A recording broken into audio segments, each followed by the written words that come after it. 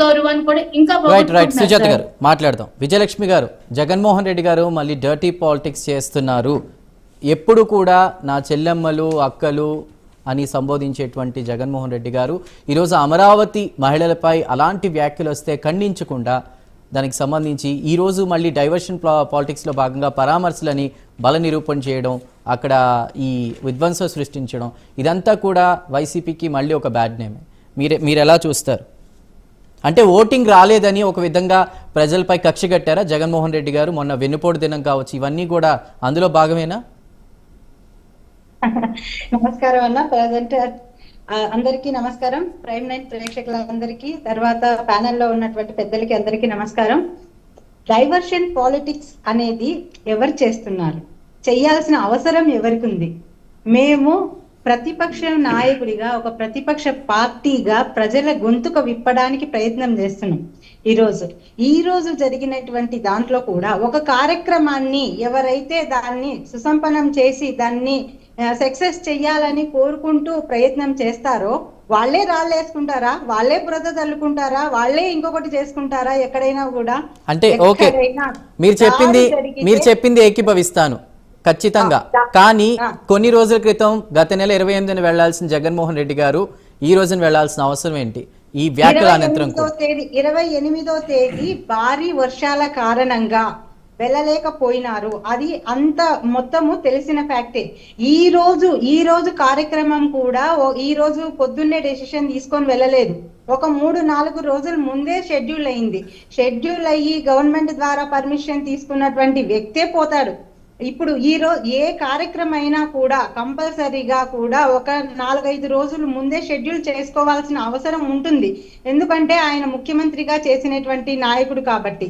ప్రజల గొంతుక కోసము, ప్రజలకు ఏ రకమైనటువంటి అవసరాలు తీర్చాలి అనేది ఈరోజు ప్రోగ్రామ్ ఏంటి? అన్నదాతలకు వాళ్ళ హక్కులను భంగం కలుగకోకుండా చూసుకోవాల్సిన కార్యక్రమం ఈ రోజు జగన్మోహన్ రెడ్డి గారు పోవడం వలన అక్కడ ఆల్రెడీ రైతులందరికీ కూడా ఎంత మంచి జరిగింది అనే విషయము రైతుల ద్వారానే మనం ప్రొద్దు నుండి టీవీలలో చూడగలిగినాము. ఎందుకంటే ఎక్కడ గాని గిట్టుబాటు ధరలు 2024లో గిట్టుబాటు ధరలు వర్జీనియా పొగాకుకు 36,000 రూపాయలు క్వింటాలు ఉంటే ఈ రోజు అదే విధంగా నాసి రకమైన పొగాకుకు 24,000 రూపాయలు ఉంటే ఈ రోజు 12,000 కంటే తక్కువ వర్జీనియా పొగాకుకు గిట్టుబాటు ధర ఉంది. అంటే 2024 ఏప్రిల్ కి 2025 ఏప్రిల్ కి ఎంత వ్యత్యాసం ఉందో ఒకసారి గమనించాల్సిన పరిస్థితి. ఈ రోజు జగన్మోహన్ రెడ్డి గారు గత 5 సంవత్సరాల్లో 7,500 కోట్ల రూపాయలు ధరల స్థిరీకరణ నిధి రైతులకు ఏర్పాటు చేసి ఆర్బీకేల ద్వారా గాని, తర్వాత ఈ క్రాప్ వ్యవస్థ ద్వారా గాని ఉచిత పంట బీమా చేయించి రైతులను ఆదుకున్నటువంటి పరిస్థితి. ఈ రోజు ఎక్కడ ఆర్బీకేలు కనిపించడం లేదు, ఎక్కడ పంట బీమా కనిపించడం లేదు.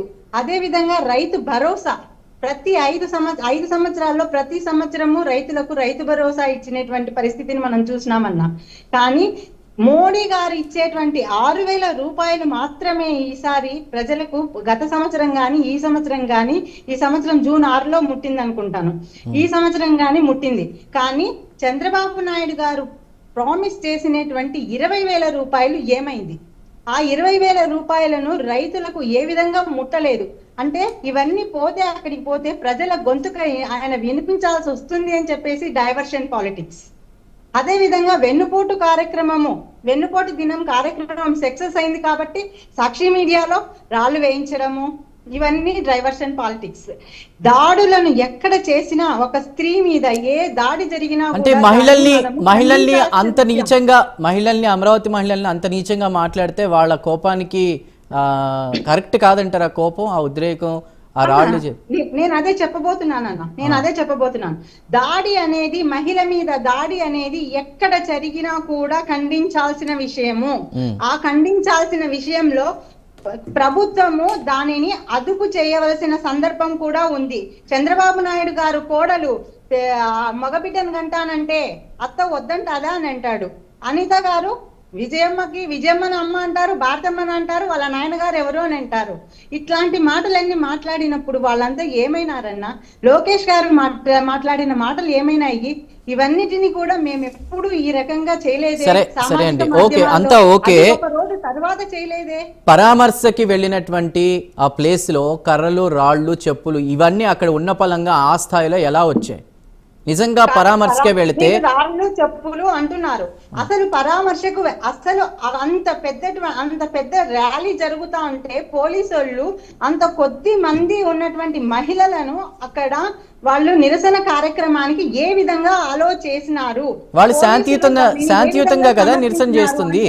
ఇప్పుడు మనకి వాళ్ళు చెప్పారు, ఇంతకుముందు మాట్లాడిన ప్యానలిస్టులు వాళ్ళు చెప్పారు శాంతియుతంగా నిరసన చేస్తున్నారు, పోలీసులు అక్కడ ఉన్నారు అని. కానీ పోలీసుల్ని కూడా చూడకుండా వాళ్ళని కూడా గాయాల పాలు చేశారు కదా వైసీపీ కార్యకర్తల నేతలు.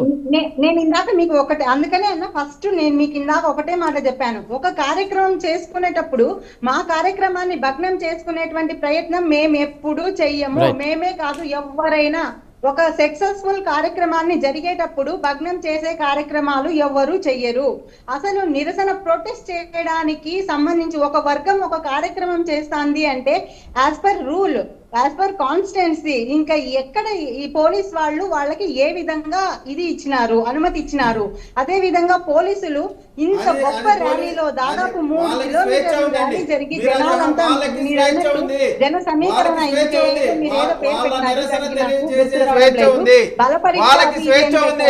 కాన్స్టిట్యూషన్ ఇస్తున్నటువంటి స్వేచ్ఛ ఏంటంటే 19(1)(a) ఆర్టికల్ 19(1)(a) ప్రకారం మనిషికి ఫ్రీడమ్ ఆఫ్ ఫండమెంటల్ రైట్స్ లో భాగంగా freedom of speech and expression కి వాళ్ళకి అవకాశం ఉంది. అది కూడా ఆంధ్ర రాష్ట్ర ప్రజల మొత్తాన్ని కూడా ప్రపంచం ముందు ఒక నీచమైనటువంటి ఒక పదంతో నిలబెట్టినటువంటి దారుణమైన పరిస్థితిలో మనోభావాలు దెబ్బతిన్న మహిళలుగా వారు వచ్చి అంతమంది మోక ఉన్నప్పుడు కూడా ధైర్యంగా వాళ్ళకి ఎదురుగా నిలబడ్డందుకు ఆ మహిళలకి సెల్యూట్ చేయాల్సినటువంటి అవసరం ఉంది. దాడులు కాదు చేయాల్సింది. చేసిన తప్పును సమర్థించుకునేటువంటి మిమ్మల్ని, మీ పార్టీని ప్రజలు తొంగలో తొక్కడం ఖాయం. ఎందుకంటే అంత ధైర్యంగా వచ్చినటువంటి మహిళల పైన రాళ్ళేస్తారా? వికృతంగా మీరు చూడండి, వికృతంగా సైగలు చేశారు మీరు. ఆ మోక మొత్తం కూడా వారిపైన వికృతంగా చేశారు, రాళ్లు వేశారు, కర్రలు వేశారు. రైతులు పరామర్శించి వచ్చిన వారికి కర్రలు ఎక్కడి నుంచి వచ్చినాయి, రాళ్ళు ఎక్కడి నుంచి వచ్చినాయి? వాటి గురించి కదా మనం డిస్కషన్ చేయాలా? మీరు ప్లకార్డులు పట్టుకొని కొంతమంది మహిళలు ఇంత పెద్ద నిరసన కార్యక్రమంలో ప్రొటెస్ట్ చేయడానికి కొద్దిగా గుంపుని ప్రొటెస్ట్ చేయడం కోసం ఆంధ్రప్రదేశ్ ఒక ఇమేజ్ ని గొడవలతో ప్రయత్నం. ఒక నిమిషం విజయలక్ష్మి గారు, ఇది ఇక్కడే కాదు, మీరు ఫారిన్ కంట్రీస్ చూసుకున్నా ప్రెసిడెంట్ వచ్చినా ఏదన్నా వచ్చినా ఆ వ్యతిరేకత ఉంటే శాంతియుతంగా వాళ్ళు ప్లకార్డులు ప్రదర్శించేటువంటి హక్కు అయితే ఉంది కదా. రైట్, మాట్లాడదాం, వేరే వాళ్ళకి కూడా సమయం ఇద్దాం, మళ్ళీ మీ దగ్గరకు